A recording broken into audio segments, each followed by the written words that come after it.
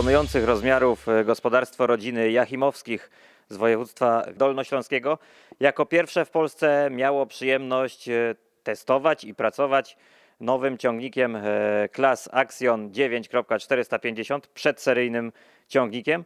Z nami jest pan Michał Jakubczak, który tutaj dowodzi, można powiedzieć, pracami w gospodarstwie. Panie Michale, najpierw zanim o samym ciągniku, to chciałem zapytać trochę o gospodarstwo. Dzień dobry wszystkim.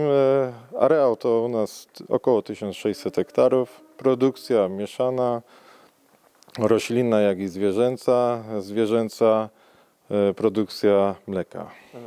Z obsadą około 1000 sztuk dojnych. Tylko typowo właśnie pod produkcję zwierzęcą?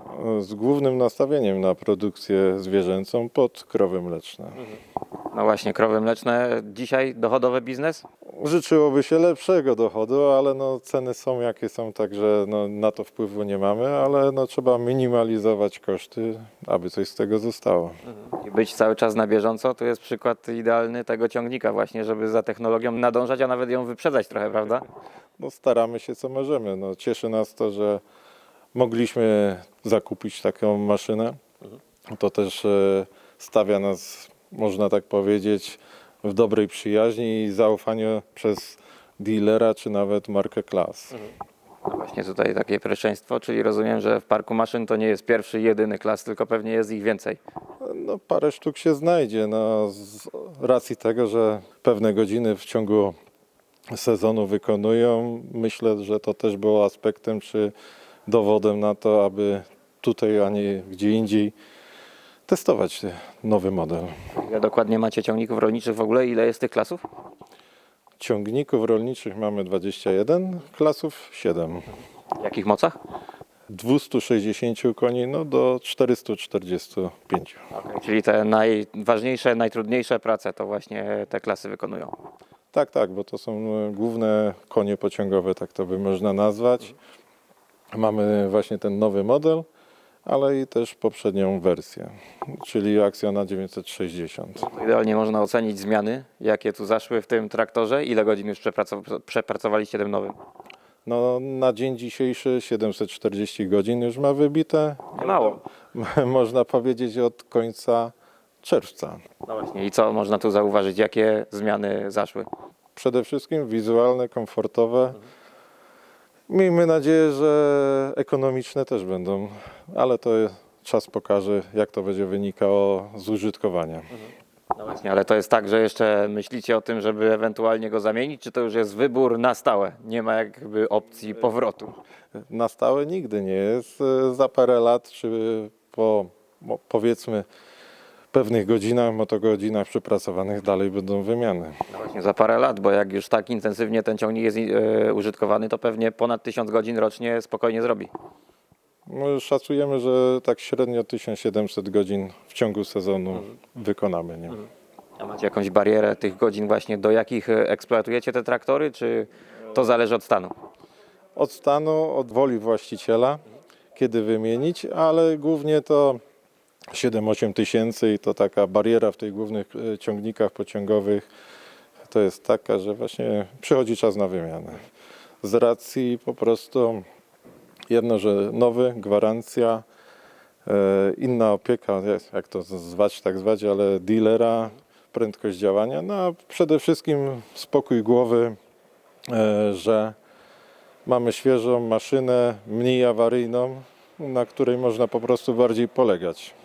Panie Michale, to żeby nie przedłużać, ostatnie pytanie. Chyba najbogatsze wyposażenie możliwe w tym traktorze jest tutaj zamontowane, prawda? Raczej tak, chyba więcej nie idzie dołożyć. Chociaż za jednym jeszcze małym aspektem czekamy, bo jakaś nowość ma być, ale zobaczymy, co to będzie, jak będzie się zachowywało. A z nami teraz Krzysztof Gomola z firmy Klas Polska, czyli sprawca, można tutaj powiedzieć, tego całego zamieszania. Jak to się stało, panie Krzysztofie, że ten traktor przedseryjny trafił do polskiego gospodarstwa i już te 700 godzin ponad przepracował? Zgadza się, ja tu jestem tym powodem, dlaczego znajdujemy się dzisiaj akurat w Bełczu Małym. Fabryka powiedziała, że jeżeli znajdziemy gospodarstwo, jeżeli jesteśmy chętni, aby ciągnik przedseryjny Axion 9 zjawił się w Polsce, to jest taka możliwość. Ja poruszyłem swoje kontakty, znam wielu klientów w całej Polsce, więc zaproponowałem tutaj w gospodarstwie rodziny Jachimowskich właśnie tego Axiona, z racji tego, że gospodarstwo posiada już całą paletę ciągników klas Axion, posiadali wersję Axiona 900, więc Axion 9 tutaj na tym gospodarstwie to był bardzo, mi się wydaje, dobry pomysł, bo klient od razu mógł też porównać swojego Axiona 900, którego użytkował przez wiele lat, właśnie z Axionem 9. Czyli bezpośredni następca, można tutaj powiedzieć.